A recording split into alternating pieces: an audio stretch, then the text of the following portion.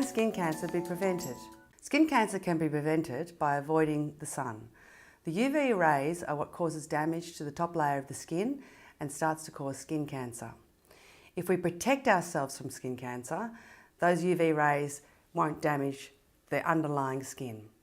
So slip on a shirt, slop on some sunscreen, slap on a hat, seek some shade and slide on some sunglasses.